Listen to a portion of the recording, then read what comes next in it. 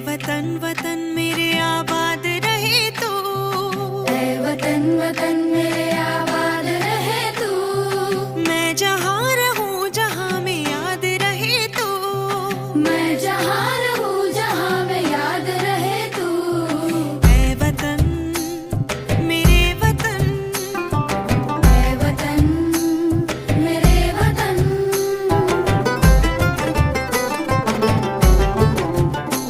तू ही मेरी मंजिल है पहचान तुझी से, तू ही मेरी मंजिल है पहचान तुझी से। पहुँचूं मैं जहाँ भी मेरी बुनियाद रहे तू, पहुँचूं मैं जहाँ भी मेरी बुनियाद रहे तू। ऐ वतन मेरे वतन, ऐ वतन मेरे वतन।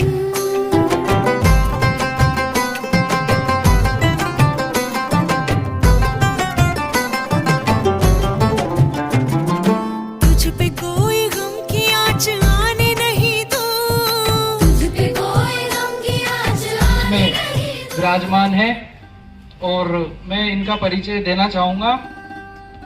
जो अनूप जी अग्रवाल नदी पार क्षेत्र से अग्रवाल समाज के अध्यक्ष और समाज सेवी, तालियों से इनका स्वागत करें। शहीद डिप्टी कमांडेंट सुभाष जी शर्मा की धर्मपत्नी वीरांगना बबीता जी शर्मा है, इनका भी आप जोरदार तालियों से स्वागत करें। उन्होंने अपना मूल्यवान समय हमें दिया आज के कार्यक्रम के लिए, उनका स्वागत करें।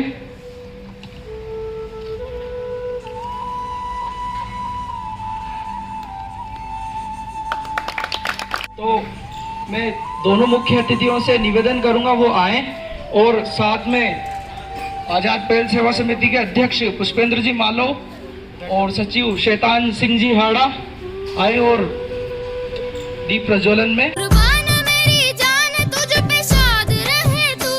कुर्बान मेरी जान तुझ पे शाद रहे तू। ऐ वतन वतन मेरे आबाद रहे तू। मैं जहाँ रहूँ जहाँ में याद रहे तू। ऐ वतन मेरे वतन। ऐ वतन मेरे वतन। ऐ वतन। 23 मार्च को हम सभी इधर उपस्थित हुए। आजाद पहल फाउंडेशन के माध्यम से सभी लोगों ने अपने अपने कर्तव्य को निभाया है और एक दूसरे के साथ खड़े होकर के कभी मध्य रात्रि में भी आपने साथ दिया। ब्लड डोनेट करने के लिए आप 30-40 किलोमीटर दूर दूर से भी आप पहुँचे हैं, उसके लिए हम आपका बहुत बहुत आभार व्यक्त करते हैं। और मैं माननीय मैम बबीता शर्मा जी से अनुरोध करूंगा कि वो आप सभी का मार्गदर्शन करें और कुछ 2 शब्द हम सबके सामने रखें।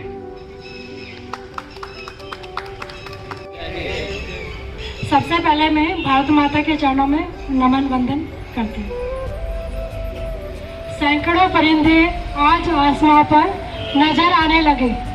सैकड़ों परिंदे आज आसमां पर नजर आने लगे। शहीदों ने दिखाई है राहें उन्हें आज़ादी से उड़ने की। और शहीदों की वजह से हम लोग सब यहाँ पे आराम से अपने अपने काम कर रहे हैं और हम सब प्रसन्नचित्त हैं। 23 मार्च को हमारे लाडले भगत सिंह जी शहीद आज़म जो भी शहीद हुए थे उनके भी हीरो। शहीद आज़म कौन होते हैं? जो उनके हीरो होते हैं। तो भगत सिंह जी शहीद आज़म थे, उनके साथी थे सुखदेव और एक उनके साथी थे राजगुरु। मैं सोचती हूँ कि बचपन से हम इनके बारे में पढ़ते आए हैं तो हम सबको पता होगा कि ये लोग कितने वीर थे। और उन्होंने सब तीनों ने मिलकर एक साथ शहादत दी थी 23 मार्च को। और आपको कुछ किस्सा पता हो तो उनके साथ क्या हुआ था कि वो एक ही जेल में थे। मैं बहुत शॉर्टकट में बता रही हूँ क्योंकि शायद सबको कहानी पता ही होगी। वो सब जेल में थे, उनको अगले दिन फांसी होनी थी, पर वही चालाकी के लिए अंग्रेजों ने एक रात को पहले ही उन्होंने प्लान किया। उनको लगा कि यदि फिक्स तारीख को हमने उनको फांसी दे दी तो पूरा देश उनके खिलाफ, अंग्रेजों के खिलाफ हो जाएगा। इसीलिए उन्होंने एक दिन पहले चालाकी से करने की सोची। तो एक उनका आया जो अर्दली टाइप, उन्होंने बोला आके कि आप सब लोग जल्दी से नहा लो। तो वो सोचे नहाना तो फांसी से पहले होता है, आज अचानक बे टाइम ये सब कैसे हो गया। भगत सिंह जी ने समझ गए। एक ने उनको आके कान में बोल दिया कि आपको आज फांसी लगने वाली है। तीनों के तीनों बिल्कुल भी नहीं घबराए। उन्होंने भगत सिंह जी ने तो लेनिन की किताब पढ़नी शुरू कर दी। वो ये चाहते थे कि मैं अंतिम समय तक इतना कुछ पढ़ लूँ कि मैं जाने के बाद जो नई जनरेशन आएगी उनको अपना जो विचार है उनके दिमाग में डाल सकूं, ताकि वो मेरे देश के लिए आगे भी लड़ते रहें। जब भी देश कमज़ोर होता है तो युवा ही उसकी जगह लेते हैं भगत सिंह की। तो मैंने जब आप हमारे घर पर आए थे तो मुझे इतना अच्छा लगा कि मैंने कहा आप पूरे मेरे घर पे आओ। एक शहीद का घर कैसा होता है, लोग कहा करते हैं जब आप अंडमान निकोबार के घर जाओगे तो वहाँ पे बड़े बड़े अक्षरों में लिखा है कि शहीद का घर तो तीर्थ स्थल है। तो इसीलिए सभी को जहाँ भी शहीद दिखते हैं उनको नमन करना चाहिए। तो जब ये उनको फांसी हुई, बहुत कुछ आपने सब पढ़ा होगा मुझे, इसलिए मैं बार बार रिपीट नहीं कर रही हूँ। तो जब फांसी हुई थी तो उनको रात को ही फांसी दे दी, जला दिया गया उनको केरोसिन डाल के। जबकि हमारा हिंदू धर्म में क्या कहा जाता है, उनको जलाया, उनको लगा बहुत बड़ी आफत आने वाली है, हिंदू लोग सब उनके पीछे पड़ेंगे, तो ट्रकों में भर भर के उनको ले गए। इतने में किसी ने भगत सिंह के पिताजी किशन लाल जी को खबर करी कि आपके बेटे को तो, क्योंकि वो लोग जिस ढंग से गए हैं तो लगता है कि उनको जला दिया, मार दिया गया, फांसी दे दी गई है। तो सारी भीड़, और किशन लाल जी ने क्या कहा जाते टाइम, सारे लोगों को इकट्ठा किया और एकमात्र शब्द बोला कि जो देश शहीदों को भूल जाता है वो देश कभी जिंदा नहीं रहता। इसलिए और सब मेरे साथ चलो। सब लोग वहाँ पर, सभी लोग वहाँ पर उनके पीछे पीछे भागे और बाद में एक नदी के किनारे जब अंग्रेज डर गए तो उन्होंने उनको छोड़ा, फेंका और भाग गए। तब देखा कि जले हुए लोथड़े उनके, हमारे अग्निवीरों के हमारे वहाँ पे थे। तो इस तरह से उन्होंने अपनी शहादत देश के लिए अपना सर्वस्व न्यौछावर कर दिया। और मैं अपनी भी एक बात बताना चाहूँगी कि एक बार करीब 8-9 साल पहले शहीद आजम भगत सिंह जी के भाई कुलतार सिंह जी मुझे मिले थे दिल्ली में।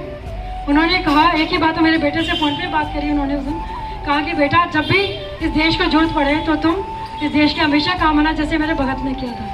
और मुझे उन्होंने ये कहा कि मैडम हमारे अंग्रेज़ों के ज़माने में तो आसान था लड़ना, और आज की जो पॉलिटिक्स है उसमें रह करके जो आपके हस्बैंड ने किया उसके लिए मैं नतमस्तक हुई है भगत सिंह जी के ब्रदर कुलतार सिंह जी ने। मुझे बहुत गौरव है कि जो मेरे हीरो हैं, मैं इन पिक्चर के हीरो को कभी भी हीरो नहीं मानती, मेरे हीरो वही हैं। और उनके भाई से मेरी बात हो गई है, मेरे लिए बहुत ही गर्व की बात है। और आप में से जो लोग मुझे नहीं जानते तो मैं थोड़ा सा किस्सा बता देती हूँ, क्योंकि मोटिवेशन मिलता है कि जब मैं 27 साल की थी, मेरे हस्बैंड कश्मीर में 3 साल थे, मैं भी वहीं थी। और यंग ब्लड होता है, उन्होंने खूब आतंकवादी देश के दुश्मनों को मारा, रोज़ अखबार में आता था। पर उनका नाम बाहर हम लोग अलाउड नहीं होता कि बाहर आप सुभाष शर्मा नाम को बोलो, तो आतंकवादी खुद ही अपने नाम रख लेते हैं। उन्होंने उनका नाम रखा टेरर ऑफ टेरर, मतलब कि भय का भी भय, जिससे डर भी डर जाए। और एक नाम रखा पीटर। और उसको जगह जगह फाइनली उन्होंने दीवार पर जब कई तरह से मारने की कोशिश की, और डिप्टी कमांडेंट सुभाष शर्मा जब उनके हाथ नहीं आए तो उन्होंने दीवारों पर लिख दिया, जो इस अफसर को मारेगा उसको 5 लाख का इनाम। फाइनली एक षड्यंत्र रचा गया उनके खिलाफ। एक साइकिल पर, पहला ऐसा बम बना था उस टाइम पर हिंदुस्तान में, एक साइकिल पर घी के डब्बे रख दिए, उसे खतरनाक आईडी रख दिया। और जैसे ही सुभाष शर्मा वहाँ से पेट्रोलिंग करके आ रहे थे 15 लोगों के साथ, तो दूर एक बंगले में बैठ के उन्होंने रिमोट से धमाका किया। ज़मीन में 15-18 फुट गड्ढे हो गए, आसपास के सारे बिल्डिंगें टूट गई। और इस तरह से अपने वीर ऑफिसर डिप्टी कमांडेंट सुभाष ने शहादत दी। उसके बाद मैं तो उस टाइम 2 दिन पहले शादी में फरीदाबाद आ गई थी। मुझे बताया गया कि उनके चोट लग गई है, मुझे नहीं बताया कि हादसा हो गया। और क्योंकि वो अगले दिन उनको फ्लाइट से लाना था फरीदाबाद, कोटा में इसलिए नहीं क्योंकि मेरे पापा तो उनको सुनते ही ये खबर लकवे का टेक आ गया। जब शहादतें होती है तो बहुत पूरे घर टूट जाते हैं। उसका एक जीता जागता एग्जाम्पल मेरा घर ही मैं कह सकती हूँ। पापा को लकवे का टाका आ गया, उन्होंने कहा मैं संभाल नहीं पाऊँगा मेरे सबसे लाडले जवाई को, तो फरीदाबाद ही उनको लिया हो क्योंकि मेरी बेटी वहीं है। वहाँ उनको लाया गया। मुझे अंतिम समय तक यही कहा कि उनके थोड़ी चोट लगी, फिर कहा ज़्यादा लग गई, इस तरह से बताया। फाइनली मैंने मेरे मौसा जी को पकड़ के बोला क्या उनकी डेथ हो गई है, तब उन्होंने बोला कि हाँ उनकी डेथ हो गई है। फिर उनको लाया गया, 21 तोपों की सलामी हुई, जो देश का सबसे बड़ा सम्मान होता है वो नहीं मिला। और फिर मैं अपने 3 दिन बाद कोटा आ गई। मेरे छोटे बच्चे को संभालना मेरी सबसे बड़ी जिम्मेदारी हो गई थी, और मेरे पापा मम्मी को संभालना। उसके बाद मुझे मेरे घर पे एक महिला आई, आंटी मेरी मम्मी की फ्रेंड थी। उन्होंने मुझे करीब 7-8 महीने बाद बोला, मैं जब तक नॉर्मल इंसान की तरह थी, दुखी थी, उन आंटी ने आके मेरी मम्मी को बोला, मैं दूर से सुन रही थी कि बेचारी बबीता विधवा हो गई इतनी छोटी उम्र में, मैं 27 साल की थी। तब मुझे शब्द इतना बुरा लगा, तब मुझे याद आई 21 तोपों की सलामी। मुझे लगा मेरे हस्बैंड तो अमर हो गए, उनको 21 तोपों की सलामी, जगह जगह नारे लग रहे हैं सुभाष शर्मा अमर रहे, तो मैं तो कभी विधवा हो नहीं सकती। तो मैंने मिनिस्टर से भी जाके बात करी, यही हमें मोटिवेट करती है, चीज़ें आगे बढ़ने के लिए प्रोत्साहित करती है। मुझे लगा इसका मतलब जो आज मुझे धक्का लगा है कितनी वीरांगनाओं का लगता होगा।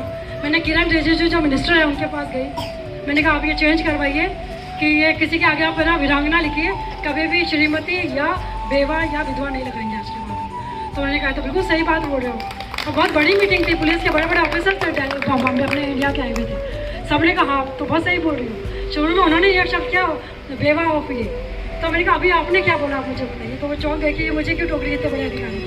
फिर उन्हें गलती का एहसास हुआ और अब ये चल रहा है कि आज के बाद कभी नहीं बोला जाएगा, मेंटेन। खैर ऐसा हुआ। फिर उसके बाद मैंने अपने बच्चे को परवरिश देनी शुरू करी।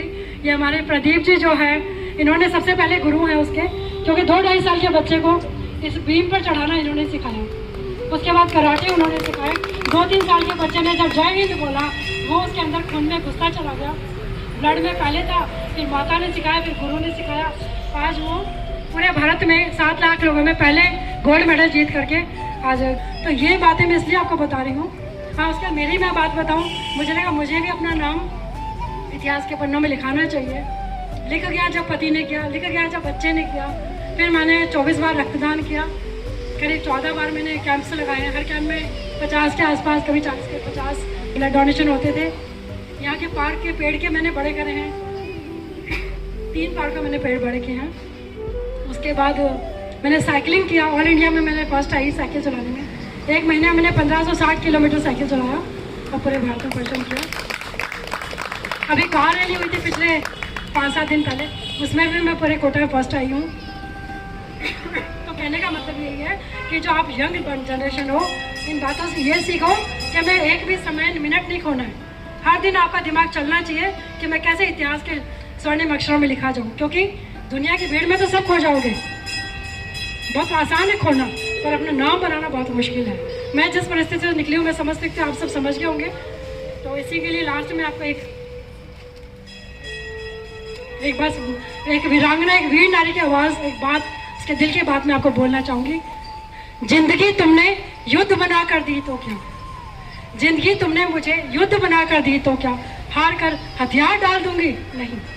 मैं तो वीरांगना हूँ, डट कर लड़कर जीत ही लूंगी। जिंदगी को तुमने रेत बना कर दिया तो क्या, इसे मुट्ठी से फिसलने दूंगी। मैं तो हिम्मत हूँ, अपने दृढ़ निश्चय से पुनः बिना सहारे चल ही लूंगी। मैं इसे अपने आंसुओं से गूंथ कर गागर बनाऊं, खुशियों से भर लूंगी अपनी गागर को।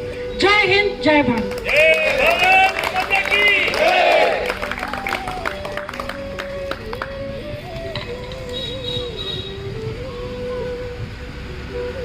मैम का बहुत बहुत आभार। हमको उनकी पूरी जीवन की कहानी हमारे सामने रखी। और यहाँ पर आज़ाद पहल सेवा समिति के अध्यक्ष पुष्पेंद्र जी मालव साहब, शैतान सिंह जी हाड़ा साहब सचिव, अविनाश सिंह जी हाड़ा साहब सह सचिव, लखन सिंह जी उपाध्यक्ष, भुवनेश सोनी जी, अर्जुन केजरीवाल जी, जयंत वर्मा जी। पहले तो मैं आप सभी का बहुत बहुत धन्यवाद, बहुत बहुत आभार आज़ाद पहल सेवा समिति के सदस्यों का। ये जो कार्यक्रम ने आपने जो शहीद दिवस का जो रखा है, कमांडेंट साहब सुभाष जी शर्मा जी को आज जो अपनी श्रद्धांजलि दे रहे हैं, ये वाकई एक ऐसा कार्यक्रम है कि इसकी अति आवश्यकता है, बहुत ज़रूरत है मतलब। क्योंकि ये सत्य है, अभी मैडम ने जो बताया कि किस तरीके से जो है भगत सिंह जी के बारे में बताया कि उनको किस तरह से मतलब धोखा से फांसी दी गई। इस तरह कमांडेंट साहब के बारे में बताया गया, ऐसा वो इस तरह से मतलब कश्मीर के अंदर उन्होंने ऐसा टेरर पैदा कर दिया था अकेले आदमी ने कि आतंकवादी भी उनसे परेशान हो गए थे। आज ऐसे लोगों की वजह से ही हम लोग सुरक्षित हैं। कमांडेंट साहब के बारे में जो मैडम ने बताया, मेरे को तो ऐसा मतलब मेरे मन में ऐसा कुहासा सा हो गया कि मतलब क्या वीर थे मतलब अपने देश में। और ऐसे लोगों को तो हमें कभी भूलना ही नहीं है, जिनकी वजह से इन्होंने कहा परिंदे उड़ रहे हैं मतलब आज़ादी में, तो ये हम वही परिंदे हैं, हमारे लिए कहा है। और हकीकत में हम वो आज़ादी जो आज वो उड़ रहे हैं और जो इतनी आज़ादी से मस्ती कर रहे हैं, जो इतना आज इतना भोग रहे हैं, ये सब ऐसे ही मतलब सैनिकों की वजह से ही भोग रहे हैं। अगर ये देश के सीमा के जवान अगर देश की सीमाओं पर हमारी सुरक्षा ना करें, देश की सुरक्षा ना करें, तो हकीकत बात है हम लोग इतनी आज़ादी से जी नहीं सकते, इतने मज़े से जी नहीं सकते। इसके लिए मैं इन सब शहीदों को सादा प्रणाम करता हूँ, बार बार नमन करता हूँ, और ख़ास तौर से उनकी वीरांगनाओं को जो इतने गम होते हुए, इतनी तकलीफ होते हुए, उस तकलीफ को मतलब उन्होंने आज तक कभी चेहरे पर नहीं आने दिया। और किस तरीके से देखिए आप, छोटे छोटे बच्चों को पढ़ा के बड़ा किया है, किस तरीके से बच्चों ने गोल्ड मेडल जीते हैं, किस तरीके से मतलब पार्कों का आपने वो किया है, किस तरीके से वृक्ष लगाए हैं। वाकई ये सब कुछ उनको लगा कि भाई हम लोग तो आप लोगों से बहुत पीछे हैं, हमें आपसे बहुत कुछ सीखना है। बिल्कुल उस दिन भी आपने मुझे वहाँ बुलाया, मैं तो इस काबिल ही नहीं हूँ कि मैं मुख्य अतिथि बन सकूँ, लेकिन आप लोगों ने पता नहीं क्या देखा मुझमें और मुझे आमंत्रित किया, मुझे यहाँ बुलाया। मैं इतना आभारी हूँ आपका। अगर मैं कहीं कहीं कोई काम आ सकूँ आपके लिए, वैसे तो इस लायक नहीं हूँ, लेकिन कोई काम आ सकूँ तो मुझे ज़रूर बताना। मैं आपके बिल्कुल हर कार्य में उपस्थित रहूँगा और इस तरह के कार्यक्रम चलते रहने चाहिए। और सबसे पहले तो आज मैंने मतलब पहली बार मेरा परिचय हुआ, नाम सुना था सुभाष शर्मा साहब का, कमांडेंट साहब का, और किस तरह से उन्होंने देश के लिए तो बलिदान दिया है। इसके लिए हम इनके मतलब इतने वो है कि मतलब इतना बड़ा ऋण इन्होंने किया है कि कोई चुका नहीं सकता। और यही है कि कभी भी दुख सुख में कभी मैडम आवाज़ लगाएं हमें, तो हम बिल्कुल तैयार हैं उनके लिए साथ खड़े रहने के लिए। या आप बोलेंगे हम वचन कहते हैं आपके लिए बिल्कुल तैयार।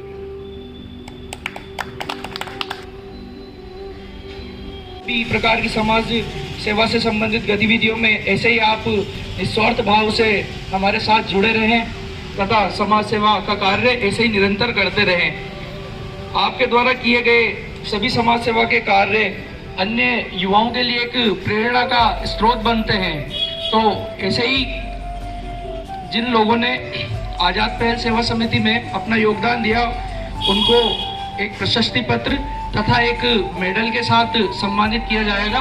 उन्हें लगभग 60 बार अपना रक्तदान दिया है तथा भविष्य में नेत्रदान व देहदान करने का संकल्प लिया है।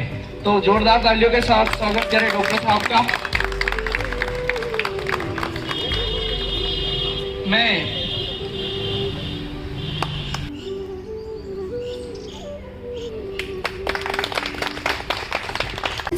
लब पे आती है दुआ बनके तमन्ना मेरी, जिंदगी शम्मा की सूरत हो खुदाया मेरी,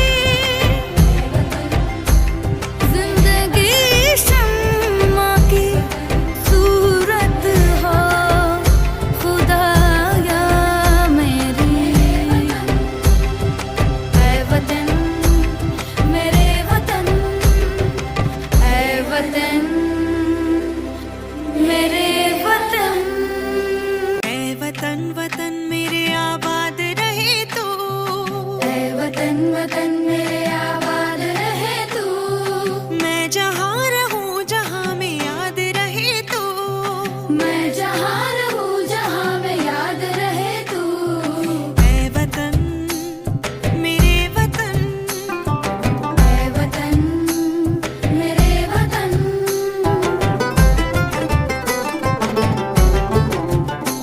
तू ही मेरी मंजिल है पहचान तुझी से, तू ही मेरी मंजिल है पहचान तुझी से, पहुँचूं मैं जहाँ भी मेरी बुनियाद रहे तू, पहुँचूं मैं जहाँ भी मेरी बुनियाद रहे तू। ऐ वतन मेरे वतन, ऐ वतन मेरे वतन।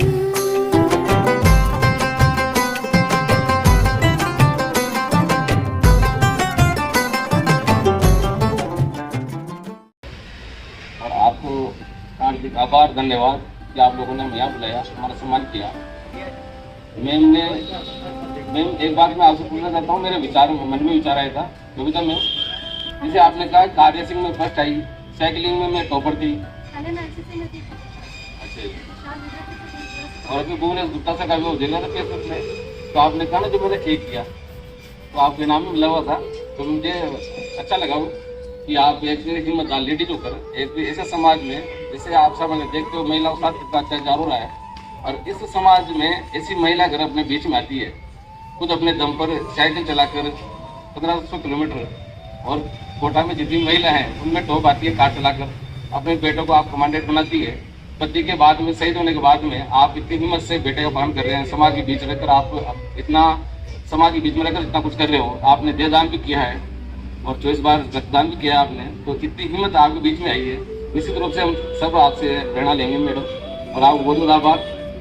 मैं चाहता हूँ मेरे भाई लोग यहाँ राजेश किरण जी, अमित जी, अभी मैं माउंट आबू गया था, सॉरी अलीगढ़ गया था, वहाँ पर लोग बाग है ना उसको मिट्टी को उठाकर तिलक लगा रहे थे।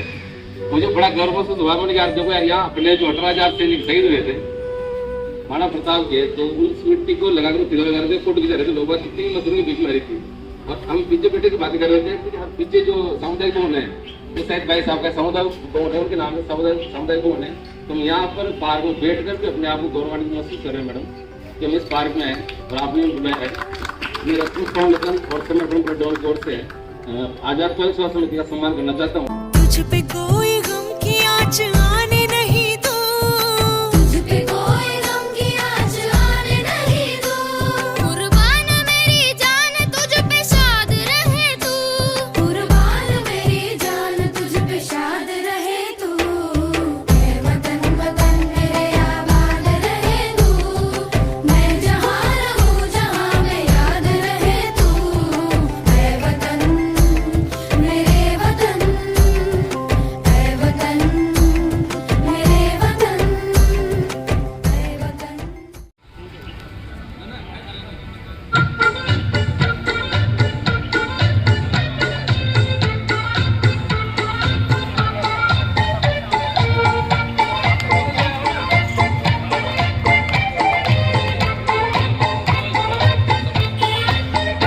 नन्ना मुन्ना राही हूँ, देश का सिपाही हूँ, बोलो मेरे संग जय हिंद जय हिंद जय हिंद जय हिंद जय हिंद। नन्ना मुन्ना राही हूँ, देश का सिपाही हूँ, बोलो मेरे संग जय हिंद जय हिंद जय हिंद जय हिंद जय हिंद। भैया बीच में बताओ आप।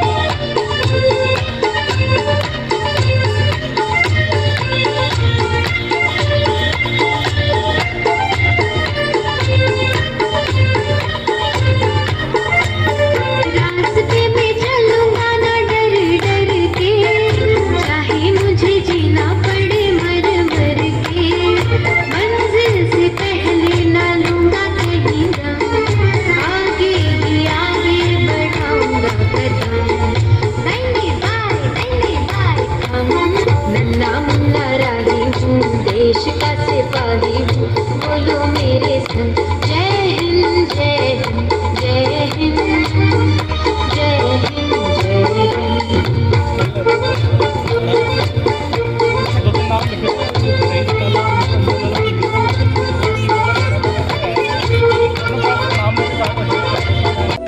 हमारे अध्यक्ष साहब विकास कुमार जी को सम्मानित कर रहे हैं, जिन्होंने कि अरबाज खान वाला मिस्टर इंडिया का खिताब जीता है और इनका पैशन मॉडलिंग वगैरह है, तो सर को सम्मानित किया जा रहा है आजाद पहल सेवा समिति के माध्यम से।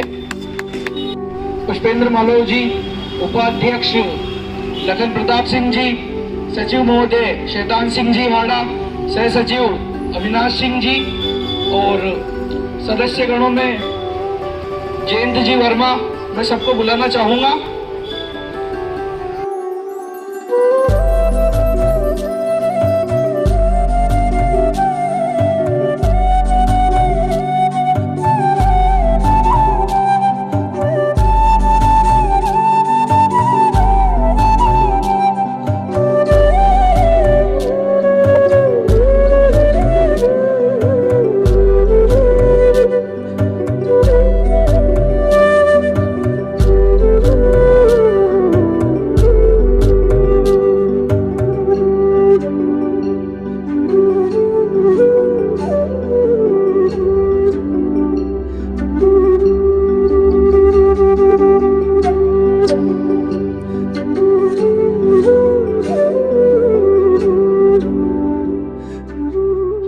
कार्यक्रम का समापन के लिए मैं 2 पंक्तियों से करना चाहूँगा। इतनी सी बात हवाओं को बताए रखना, रोशनी होगी चिरागों को जलाए रखना, लहू देकर की है जिसने हिफाजत अपने ऐसे तिरंगे को हमेशा अपने दिल में सजाए रखना। और इन्हीं पंक्तियों के साथ में आज के इस कार्यक्रम का समापन करना चाहूँगा और आभार व्यक्त करना चाहूँगा हमारे अतिथि महोदय अनूप जी अग्रवाल साहब और वीरांगना बबीता जी शर्मा का। जोरदार तालियों से एक बार। भारत माता की, भारत माता की, वंदे